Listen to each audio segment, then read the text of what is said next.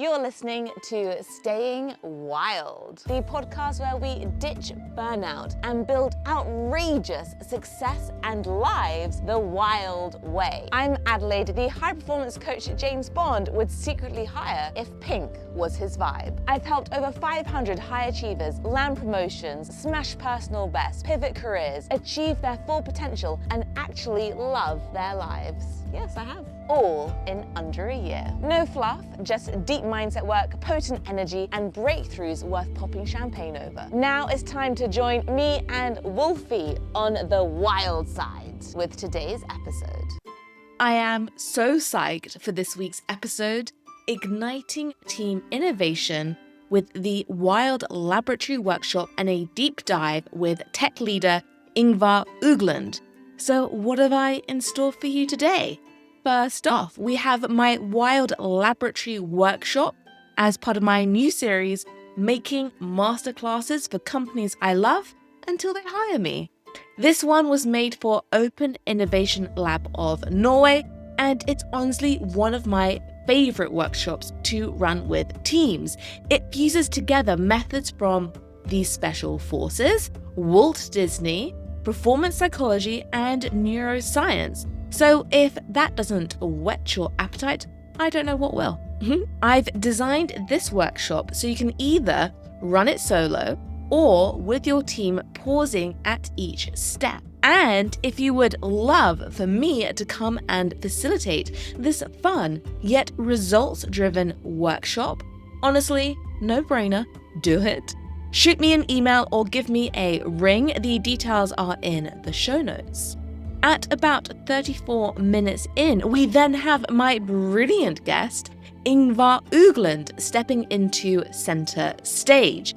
He is a renowned technology leader. In 2024, he won the Nordic AI Professional of the Year award and has been leading one of Norway's biggest banks, DNB, emerging business units for years.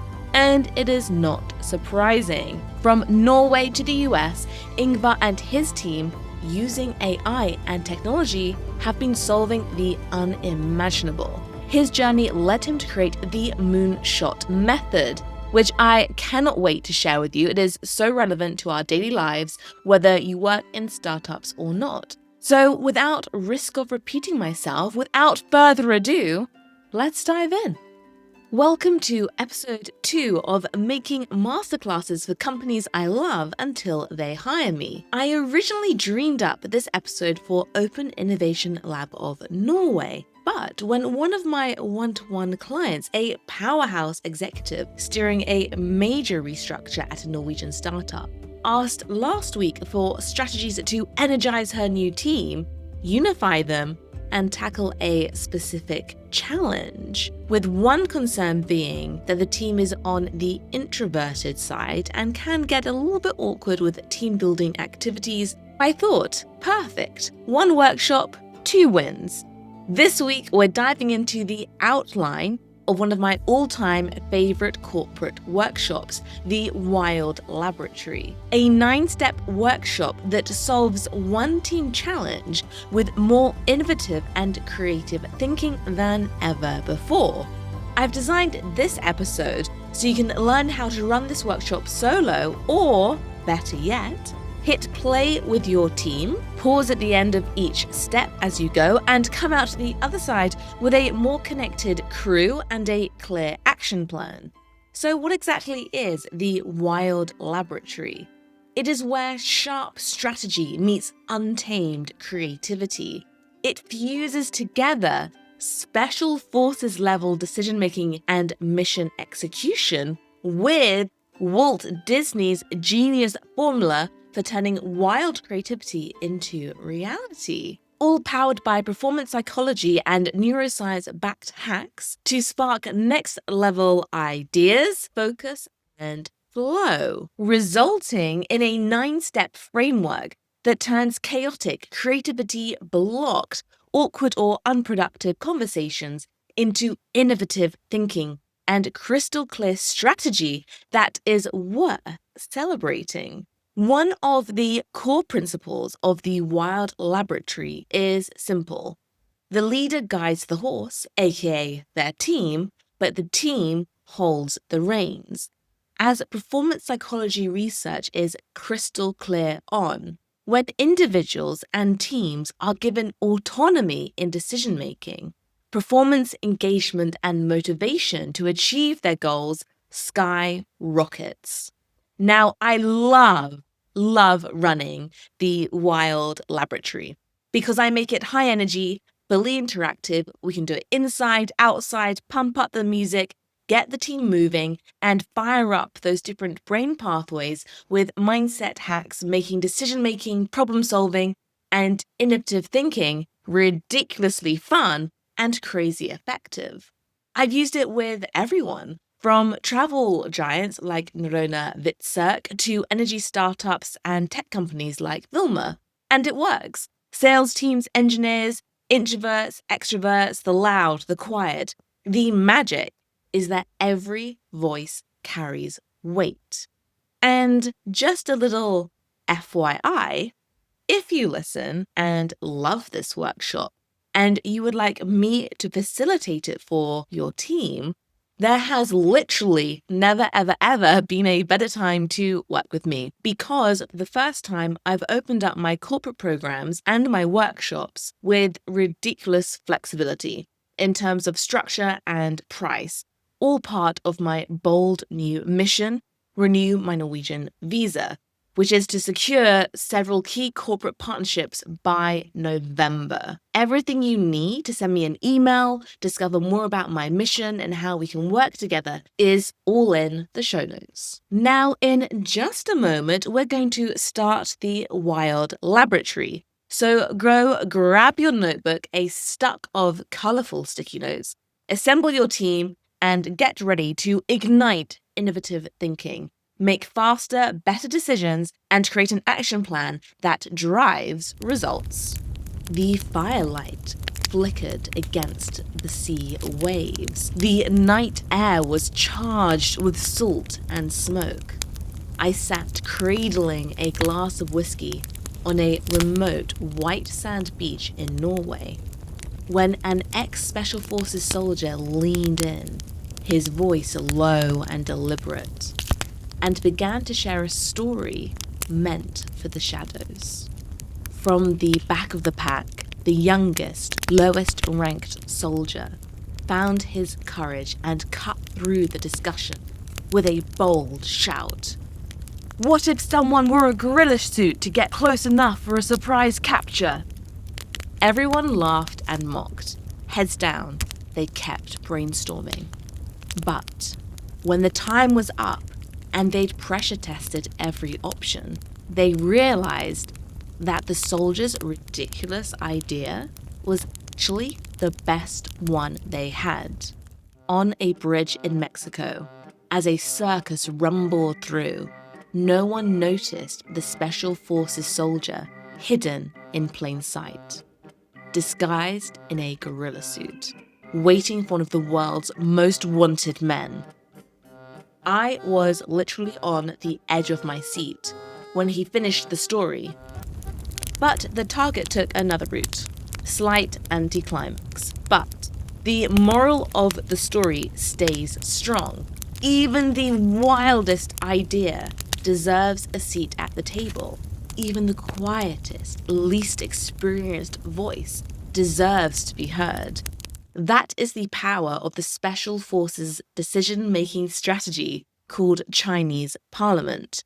Rank disappears, every voice counts, and the best ideas win, no matter where and who they come from. As you'll soon experience, the Wild Laboratory draws inspiration from two unlikely but brilliant sources: the creative and razor-sharp decision-making of Special Forces Chinese Parliament, and the boundless creativity of Walt Disney himself. We fuse these powerful approaches together with neuroscience to create the ultimate 9 step-by-step framework for innovation and high-stakes decision-making, planning, and execution. My name is Adelaide Grieve. I'm a high-performance mindset coach, a Londoner chasing adventures and the dream life in Norway. I'm just a little bit obsessed with skiing. I've helped over 500 ambitious leaders, professionals, athletes, and teams like Norwegian, British American Tobacco, US Paraclimbing Team, tech teams, startups, achieve peak performance and well-being in high-pressure environments without burning out. While doing this, we achieve their goals in record time, like 6 to 12 months flat, and we make breakthroughs happen in days and weeks. I'm talking pay rises, promotions, KPI smashing, board-level business wins, broken country records, and competed at world championships. I've also scooped up a few awards as a globally recognized speaker and podcaster along the way. So why do I do what I do? I have fully recovered from 2 impossible to recover from chronic conditions. PMDD, which is a severe hormone imbalance, and severe chronic fatigue syndrome. Both came with severe physical, emotional, and mental pain. Mastering my mind saved my life twice.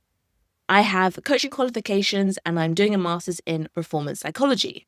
I now teach my powerful wild method to others. So, without further ado, let's dive in, have some fun, and tackle your team's current challenge. Welcome to the Wild Laboratory.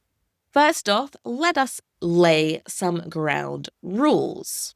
Anyone can propose an idea, raise an objection, or challenge a point, as long, and this is important, as it's appropriate for the current step.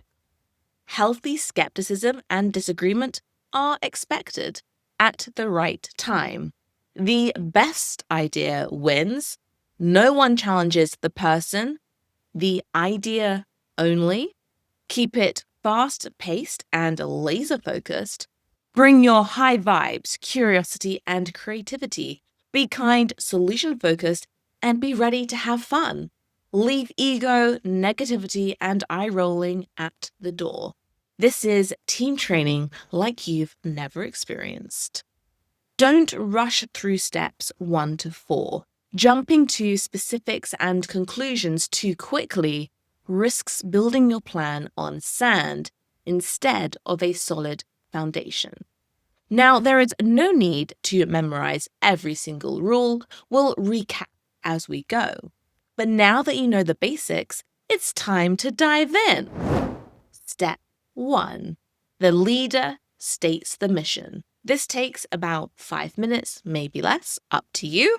This is where the leader defines the mission clearly, highlighting essential outcomes and/or tasks and why it matters for them, the team, and the company. For example, our mission is to create a workplace where you genuinely feel safe, energized, and excited to show up as your best self. I want us to build a culture that brings joy, strengthens our team, and drives our company to win so we can grow, succeed, and leave layoffs behind us. So go ahead, leader, state your mission. If you're running this with your team, then hit pause at the end of each step, like now, and then hit play again when you're ready to start. Step 2, the team owns the mission. The leader now guides the team in rephrasing the mission in their own words, so it becomes their mission or your mission. How does your team understand it? Why is it important to the team's success and even the individual's own success? Some of the questions you can ask, or if you're listening to this live, some of the questions you can answer. In your own words, what does the team understand the mission to be? Why is this mission important to the team? What energizes the team most about this mission? What concerns or uncertainties does the team have about it? What does success in this mission look like and feel like for your team? How will achieving this mission help the team members and/or the team grow? Are there any parts of the mission, individuals, or the team would like clarified or reframed to make it more actionable or meaningful? Once the team feels confident in their interpretation of the mission, the leader confirms that number one, the team fully understands the mission, and number two, it aligns with the original mission objectives and criteria. Once you have the green light, you can move on to step 3. Here's an example of a newly defined mission. Create a workplace where our team feels safe, energized, and desires to show up as their best selves, building a joyful, healthy, high-performing culture that drives company success. So, go ahead and set that timer for about 10 minutes. If you take less time, then great. I really encourage you not to go much over time. The whole point is to be focused, to keep it fast-paced, and to keep it quick. So if you're doing this live, hit pause. Otherwise, let's carry on. Step 3, SWOT analysis. This step takes about 20 minutes or up to 20 minutes. In the Special Forces decision-making method, they run a mission factor analysis, considering the enemy, terrain, weather, their own forces, and support. Thankfully, we're not facing battlefields, but the principle still applies, identifying key factors that can help or hinder mission success. With the leader guiding this exercise, the Wild Laboratory uses a SWOT analysis to map the internal and external factors influencing your mission's success, helping your team see what can help, what could hinder, and where opportunities lie. For those not familiar, SWOT stands for strengths, weaknesses, opportunities, and threats. So you want to take your newly defined mission and brainstorm each quadrant together. So for strengths, what's already working in your favor and can be leveraged? Weaknesses, what challenges could hold you back? Opportunities, which internal and external factors can you leverage to succeed? And finally, threats, which internal and external obstacles do you need to navigate or mitigate? Using the same mission example, create a workplace where our team feels safe, energized, and desires to show up as their best selves, building a joyful, healthy, high-performing culture that drives company success. Let's give you a SWOT analysis example. So for strengths, it could be new, strong leadership committed to team well-being, skilled and motivated team members. Weaknesses could be historical burnout or high stress, lack of psychological safety. Opportunities, room to innovate team rituals, recognition, and reward systems. Competitive edge by creating a thriving, high-growth startup culture. Threats, company economic uncertainty affecting growth or staffing. Layoffs creating personal uncertainty, stress, and worry. Resistance to change from parts of the team. So now you have an idea of what is required from you in this step. Hit pause, set your timer, and go. But now, for those of us continuing, it is time to step into the Wild Laboratory. Steps 4, 5, and 6 are where the lab truly earns its name. This is where the innovation, planning, and strategy magic comes alive. So, without further ado, let's move on to step 4. Welcome to everyone's favorite part of the Wild Laboratory. Step 4 is called the Mind Safari, as we're searching for creative and innovative ideas in all shapes and sizes. This is also where we bring in our childhood friend, Walt Disney. Few people know this, but Disney actually had a brilliant, almost scientific strategy behind his fantastical stories and animations. Whether he realized it or not, he designed his strategy following the rules of the brain. to get the best creative results. His formula? Imagineering, a process intriguingly similar to the Chinese Parliament step in the Special Forces decision-making method. The first and most important step of Imagineering is dreaming. Disney dedicated a room and time to dreaming. No judging, no can we do this or is this realistic? Just pure, unrestricted imagination. Exactly like Chinese Parliament. Now here's why it works. The brain is literal. It links states, which are a combination of feelings and ways of thinking, to places, sounds, smells, and touch. You're in one state when listening to classical music or watching David Attenborough, and in another when you're listening to pop music or watching James Bond. Think of when you smell that perfume or cologne, and immediately it reminds you of a current or a past partner. Or when that song plays, you're taken back to that awesome time in your life. Dreaming and innovating are states of mind.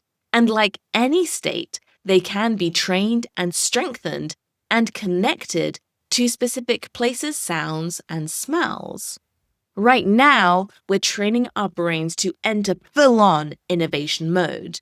During this step, it's vital you follow these ground rules. Keep it fast-paced and laser-focused. Suspend all judgment. No idea is too wild. Remember the gorilla story. Flatten hierarchy. Every voice counts. Every idea matters. Collaborate creatively.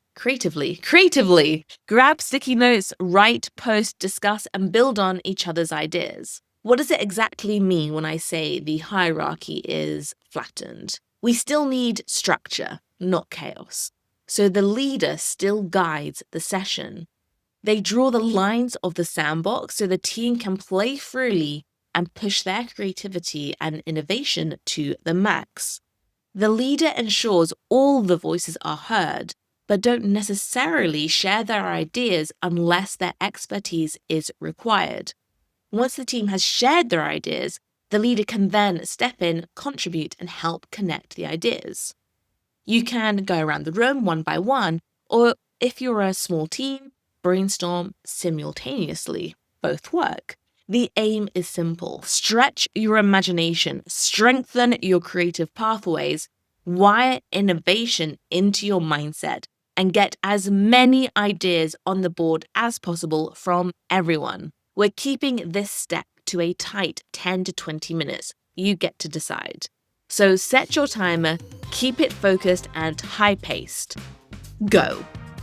And for those of us who are not doing this live, let's continue to step 5.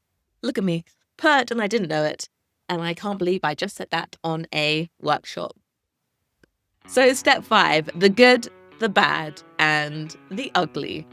Walt Disney and Special Forces both understand the power of critique and how it must always be separated from creation and innovation. After all, how can you truly be creative or innovative while you're busy judging every idea you or someone else has? Disney would take on the critique on a different day in a different room, away from his dreaming sessions. Again, a deliberate brain hack. Number 1, strengthening the individual neuropathways of innovator and critique.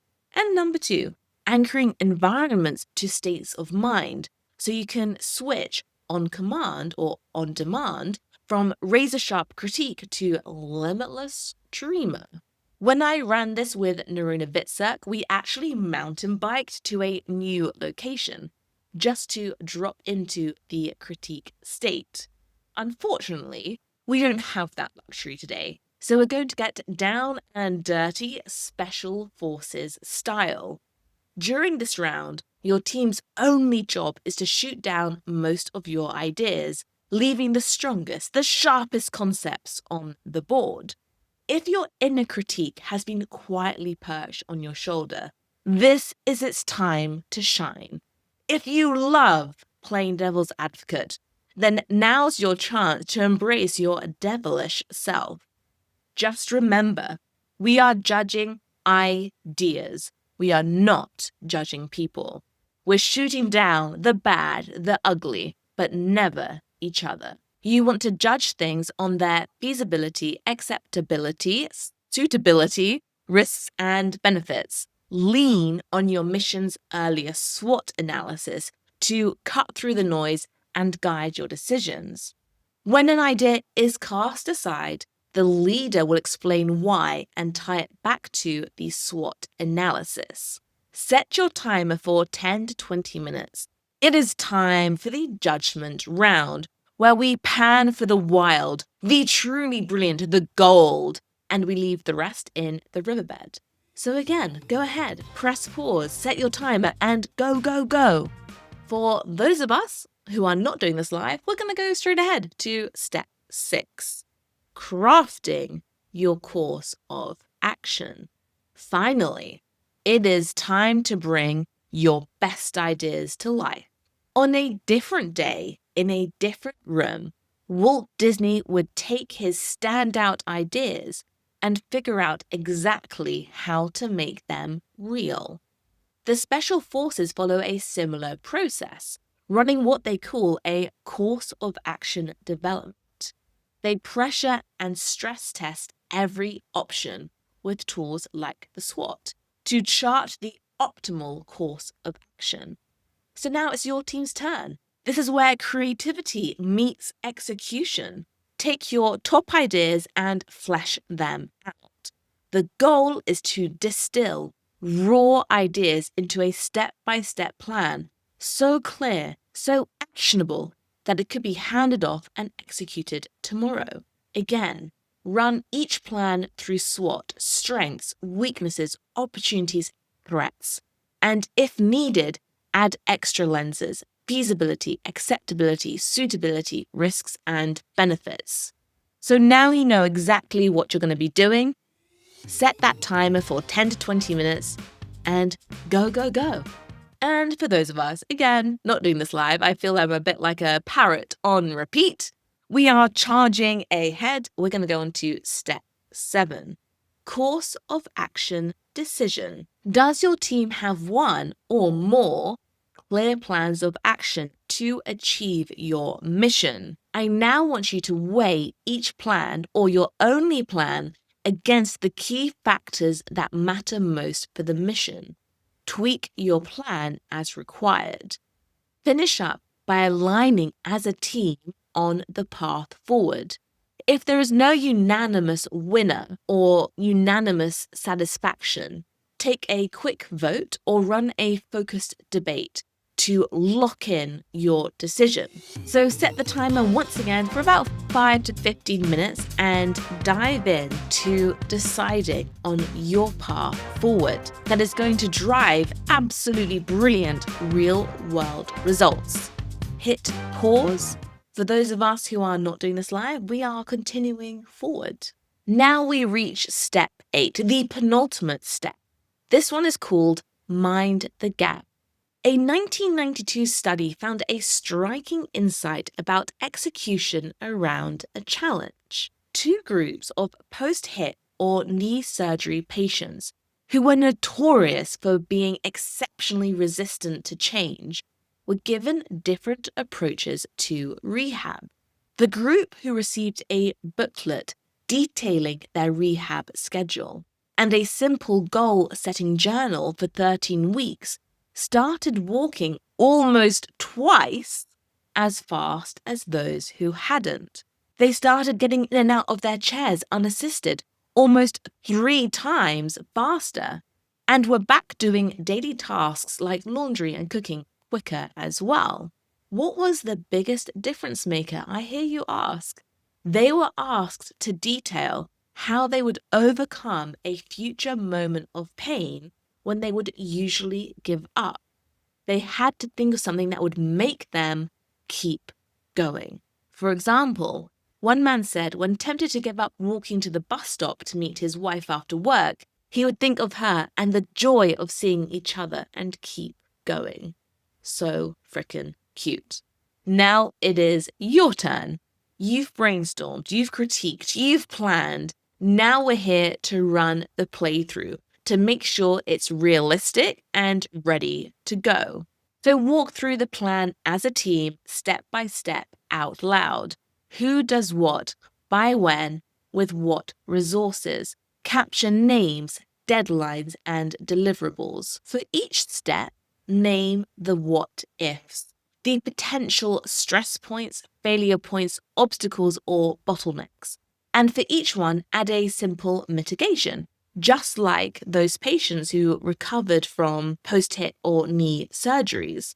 So you want to identify the challenge, the response, the owner of the action, solution. For anticipating challenges and mapping responses to transform potential hiccups or, dare I say, slowness, bottlenecks into more productive, more high performance results.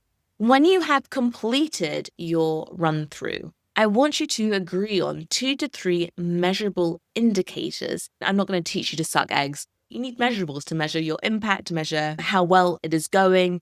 If it's going slower than you expected or you're not getting the results you expected, okay, let's pivot. We want to fail fast, but in a sustainable way, so we can move forward in a more productive and higher performance way.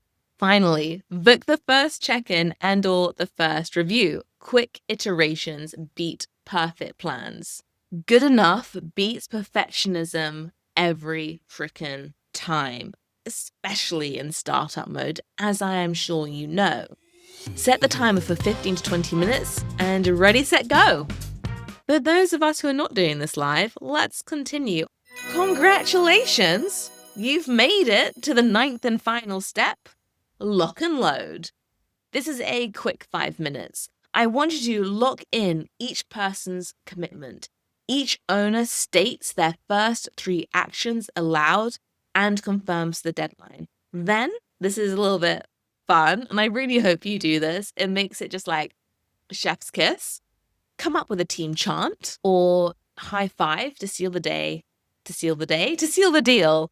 And then it's go time. Crack on with your day. Let's frickin' do this.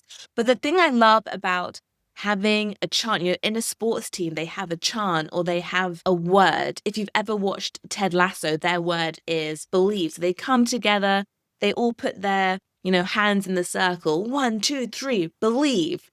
Get something like this for your team. Make it fun. Bring the team together. It just makes it high energy again. And it's fun. It doesn't take very long to come up with something. So I really hope you do that. And if you're like, it's not really our thing, we don't want to do this, I get it, then the least mandatory thing you have to do is a high five. You're all going out the room to be like, good job, something like this. I read somewhere, it was to do with content creators on social media. It's like the cringiest ones are doing the best. And don't afraid to be cringy, because cringy is fun. It's entertaining. It's high vibe. It uplifts, So be unapologetically yourself when you're doing this as a team and as a leader, and really have fun, because that is part of being high performance. We take life so seriously, but we need to be a bit more lighthearted, I think. And that really feeds into creativity and innovation and into team engagement. It's going to make people want to work even harder for you, want to engage with you even more, want to come to work. So yeah, make it fun, make it high performing. And I just cannot wait to hear how you and your team get on. If you run the workshop solo, slide into my DMs on LinkedIn, drop me an email, or leave me a comment if you're listening or watching on Spotify or YouTube. The links to how to contact me and all the info is in the show notes. I want to hear all about it. So please slide into my DMs or comments. And if this workshop has got your brain buzzing and you want me to bring it live to your team, honestly, no brainer, because there's literally never been a better time to work with me. I have opened up my corporate programs and my workshops with unprecedented flexibility in structure and pricing. It is part of my bold new mission, renew my Norwegian visa. I really, really, really, really need to secure key partnerships before November. So you're catching me at a great time. If you want to bring performance coaching into your team, into your company, there has never been a better time to hire me. I will literally do anything to stay in this country. So do bring me in. We can have fun. We can get results. We can be high performing. We can boost your well-being. Honestly, the results are really amazing and spectacular once I start working with the team. And I have the receipts to back it up. But this is what happens when you have a chronic illness for over 2 years of your life. And then your visa renewal is up. So for next year. So yeah, so fun chapter in my life. So please hire me if you enjoyed this. Everything you need to know on how to get in touch, to learn more about my mission, to explore working together is right there in the show notes. And next Monday, I've got another juicy masterclass and an inspiring guest conversation lined up for you. So hit subscribe, make sure you don't miss it, and let's keep turning that wild energy into epic results. Now onto my special guest, Yngvar Ugland, who is a renowned technology leader. He is really quite spectacular, and not what if you watch the video, and I'm sure if you see his photo, he is not what you expect from someone who is a tech leader. He is very much US biker and just super cool. He's been part of the DNB New Tech Lab, and now he is in their emerging business unit. And his team, using his moonshot method, which we dive into in the conversation, honestly, absolutely fascinating and brilliant, delves into the uncharted territories of new technology. They're really looking at problems that we don't know we have yet and how do we solve them using this moonshot method. So the whole conversation was absolutely fascinating. And you can bring the moonshot method and his insights into your world today. If you're a leader, if you're a high achiever, high performer, whether you're in a startup or not, it is still relevant. So just such one of my favorite conversations. I know you shouldn't have favorites on the podcast. I do. I'm not sure if that makes me a good or a not so good podcaster, but there we go. So you're going to love this conversation. I have not done it justice in my explanation. So enjoy listening to Yngvar and his brilliance. Welcome, Yngvar. Thank you very much. You are a man of many talents. Can you summarize for us what you do? So I've been leading this small team called New Tech Lab for 7, almost 8 years now, about to transition into something else. What New Tech Lab is doing is looking at what are the big potential opportunities that comes from radically new technology and increasingly a more rapid rate of change in technology, and building a portfolio of options of what that future might become. Basically, it's turning the uncertainty of what the future might become into a portfolio of opportunities. So that's what I've been doing. I've been writing a book about this. The book is called The Moonshot Method. I also have the book. Yeah, you have the book. Good. It's been out for a month and a half. The first batch sold out in 27 days, 3,000 books, which is pretty good for almost like a scholar book. One of the things I discovered in there was with AI and high trust societies and high trust institutions, there's a interesting opportunity to investigate deeper, and that's what I'm transitioning into. I'm doing a industry PhD on AI and trust. So that's going to be after summer, that's going to be my life for the next 4 years, spending 75% of my time on that and 25% on kind of the other things in DNB. So that's in summary. That's exciting. And did you say high trust society and industries? I said high trust society and high trust institutions. That might be companies, industries, individuals, and so on. And what do you mean by high trust?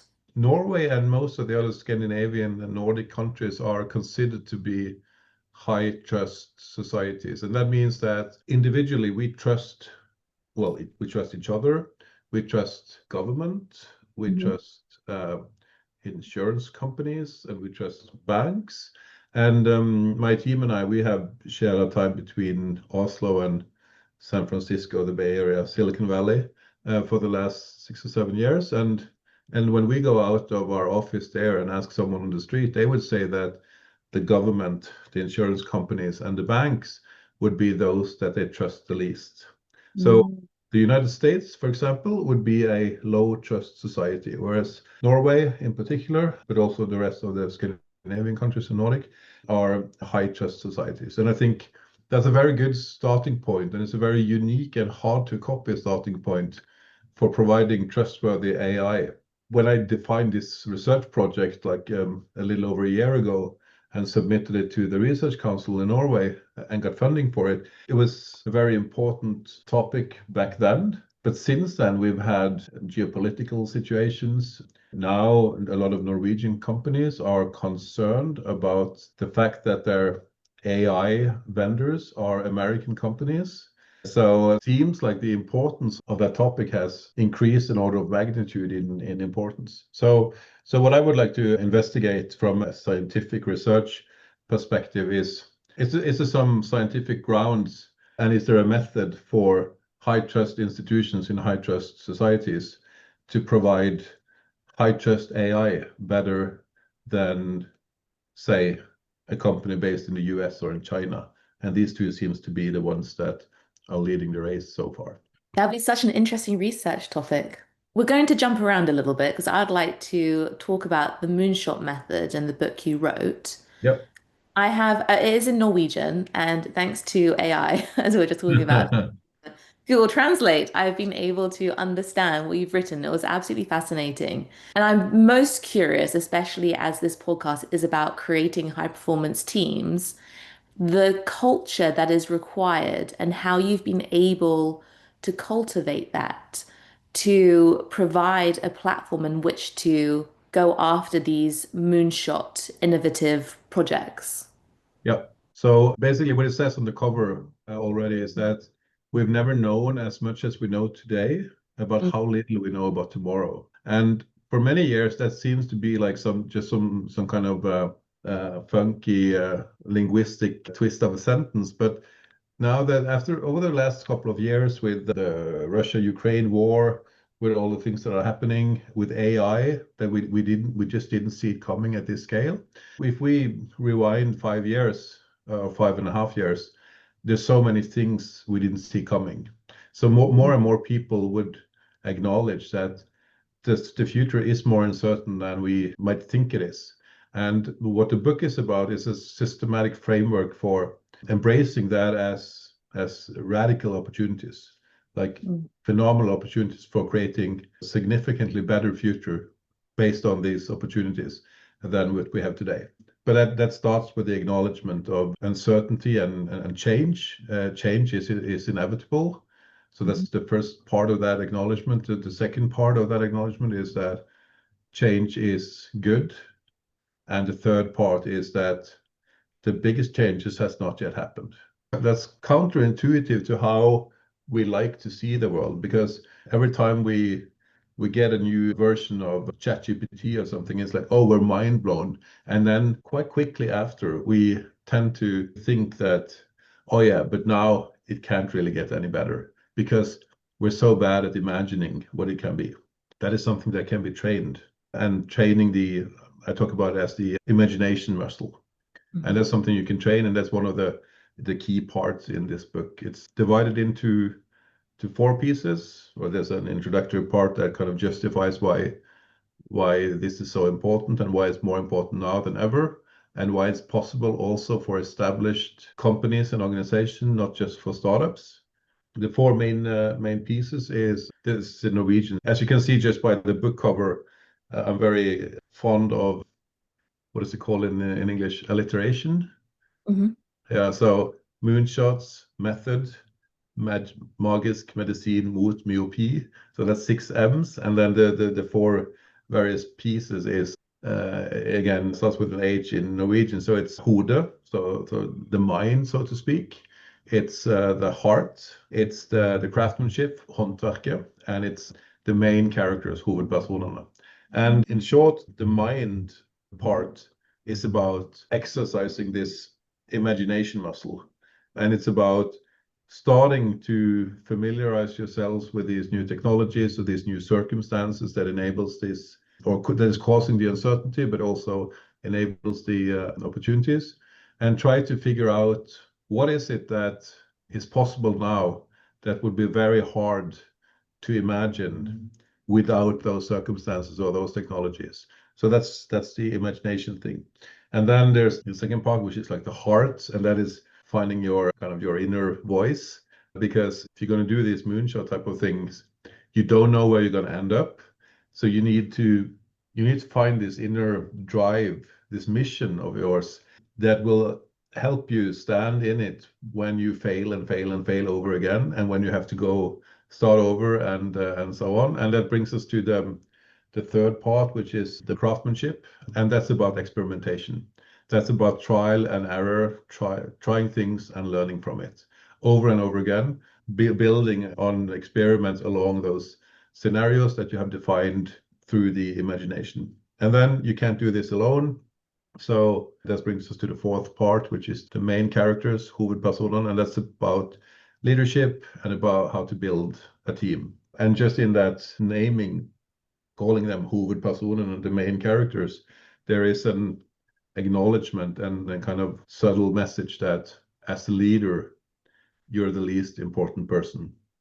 It's all about the team members. They are the main characters of this movie, so to speak. So that's a little bit about how it's structured. One of the very important metaphors I have in the book is that there is I take this from the Norwegian cartoon car Il Tempo Gigante by Kjell Aukrust. It's like a super imaginary car from the movie from 1975, Flåklypa Grand Prix. It has two engines and a radar. That was a wild design feature for a car back then. 40 years later, Tesla Model S has two engines and a radar, just took a very different form. And it's a good example of a moonshot by itself. Another crazy thing it has is that it has two speedometers. One goes from 0 to 250, and the other one goes from 250 and upwards. And innovation, so to speak, also has two speedometers. And moonshot innovation, that is that second speedometer. In the first speedometer is everything that has to do about applying technologies for optimization, automating things you're already doing, improving quality, getting more happier customers, adding features that the customers want, and so on. And all that is good for business, it's necessary. But there is also this speedometer 2, from which something will come, maybe not tomorrow, but the day after tomorrow, and potentially render what you're doing today, your product services, potentially whole industries and companies, render them obsolete. And this is what is driven by these new technologies, or radical breakthroughs in existing technologies, or unexpected changes in circumstances and surroundings. And this is where there's you can't ask your customers what they want, because they by design will live in the other speedometer. This is where you have to practice your imagination and do a lot of trial and errors. And this is where the moonshots lie. And I call it moonshots and not moon landings, because most of what you try will just make you learn. It would not make you succeed. But that's why we want to make sure that we get good at failing fast to learn fast, because the fastest learner will win in this space. On the book cover, there's a roller coaster with the moon in the background, and it clearly looks like it's not going to end well. I'm not sure how this goes actually, but this is actually a painting that the illustrator for the book has made. So it's like a big painting, and the name of the painting is "For every stairway to heaven, there's 1,000 highways to hell." In addition to being both a Led Zeppelin and AC/DC quote in one sentence, there's also just say something about how the level of iterations you would have to perform in order to succeed with these moonshots things. But once they succeed in whatever shape and form they take, they might potentially render everything we're doing today obsolete, and hopefully for the better. When you're looking at teams, do you find that they are able to fail fast and learn fast, or is that one of the challenges that they're facing? It takes some practice to imagine like big and bold enough scenarios for the future, but it also takes some practice to say that we're going to try this, and if we don't succeed, that's also good. And if we don't kind of fail or don't succeed in what we're doing in a limited experiment, then we're likely not to take enough risk. And that is, as human beings, we don't really like to take risk where there's a lot of downside. So we don't want to fail as such. But this is probably survival instincts. one of the things that I've taken with me from spending a lot of time in the San Francisco Bay Area, Silicon Valley, is the mindset of, well, what's the worst thing that could happen? And in our case, we have a setup where it's not really so bad if we fail. We just learned a lot. So it's a balancing act. If you never succeed with anything, that's gonna influence your self-esteem, obviously. But there's something about trying something, see how it went, and have some clear learnings from that, and then systematically just improve over time. And also sometimes it's not just about this didn't work. No, we know something more about why it didn't work, so we can adapt to that. But it's also about discovery. By doing something, you discover new things that you didn't know before trying it. There are some examples on both of these in the book, and one of the best illustrations is Thomas Edison after he acquired the patent for the glødetråd. Yeah, I don't know what this is in English, but he tried to get the light bulb, like 1,000 plus variations to get it to work based on that patent. And he was confronted with all his magnificent failures and the scale of it. And he said, failures? Come on, this is learning. I learned so much now about what doesn't work. This is every failure is just one step towards finding the right one. It takes some practice. It's mostly a mindset thing, and it's a thing about creating that space for allowing it. And that means that you can't measure success the same way as you do in speedometer 1, because then you would always just take down the risk, and ultimately you would just end up in speedometer 1. So I think that's one of the important preconditions, that you need to have like top level management buy-in for, we're doing this and we're learning, and it'll take time, but it's not necessarily going to be expensive. Because what I advocate in the book is set up small teams and give them long runway, narrow runway. So you have scarce but secure funding. You know that you can be doing this for many years, so you don't need to find gold, so to speak, during your first iterations. Everything you do is part of learning towards potential North Star or the moon, so to speak. By making teams small, limited on resources, you force creativity. If you say to a team you can have as many resources that you want, then there are always ways to cheat on that. So someone else calls it starving the edge when you talk about it as innovation on the edge. And I have the same thing, small moonshot teams with scarce but secure funding. To create a space where people feel comfortable to take the necessary risk to go for the moonshot and to feel comfortable learning and discovering, how do you create that safe space in an uncertain and fast-paced changing environment? I think in a way it starts with, one, you need that top management buy-in, that this is not only something we want to do, it's necessary. And then that's clear signal. And once you have that, it's easier to say, or to get the team to understand that with this rapid pace of change, not only are we allowed to explore the opportunities, but it's necessary that we do it. Because if we don't do that, well, how are we going to stay relevant in the future? While someone else is doing speedometer 1, which is also important. Both of them are necessary, but none of them are by itself sufficient. So that's a premise for doing kind of speedometer 2 moonshot type of thing work, that you need to have this conviction that trial and error here is something we need to do. It's a matter of life and death, quote unquote. Once you know that this is necessary, this is our task to do it, it doesn't become a shame to fail. It's just a matter of trying the things that didn't work.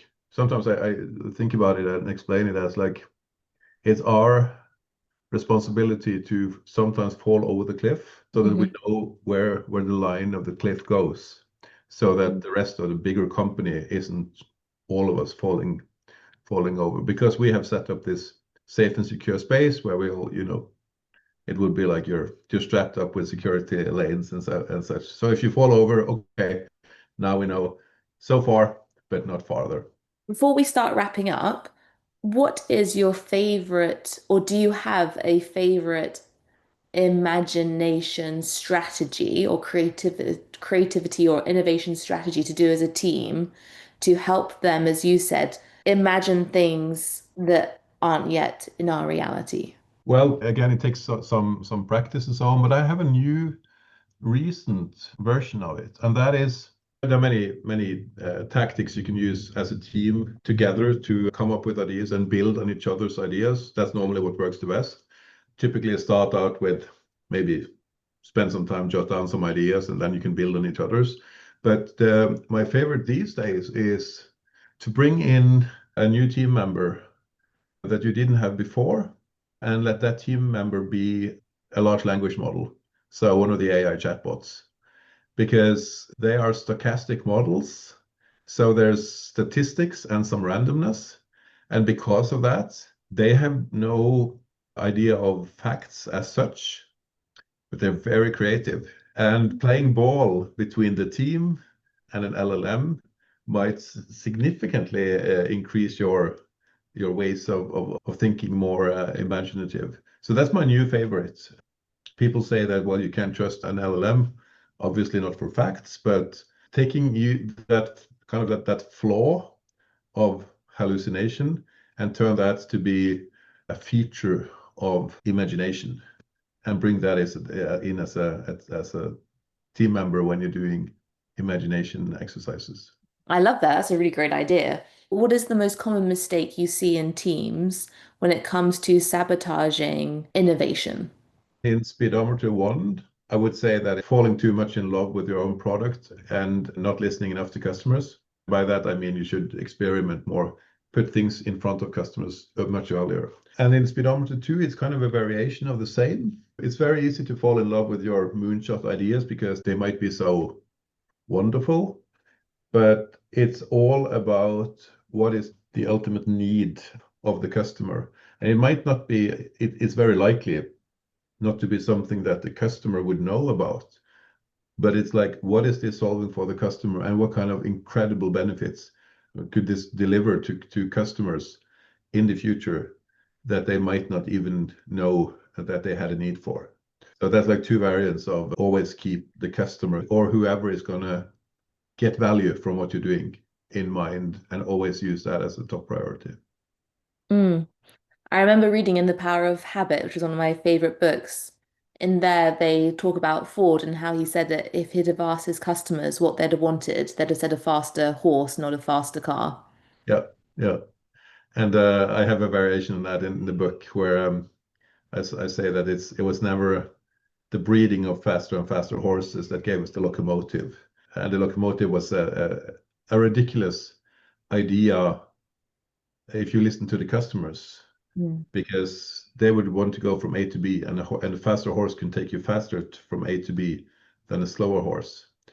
But in the future, people might want to go from an A to a B that is much more farther away than whatever a horse could do. That's moonshot thinking. They don't have this need as of now, but we can build a world where this is possible, and it will be of tremendous value for a customer or a passenger to be able to travel by train from wherever in high speed. I mean, in China, they go 400 kilometers per hour. Not even a nuclear horse could have traveled that fast. The bullet train, I remember when I went on it so many years ago now, it was so exciting. It was crazy fast. Yeah, yeah. I could talk to you for hours. Thank you so much for joining me on the podcast. For those who would like to find your book and to follow you and connect with you, where can they go? So to connect, follow me on LinkedIn. For the book, I know there is still some in store at Norli and a few at Ork. Norli has the most distribution on it.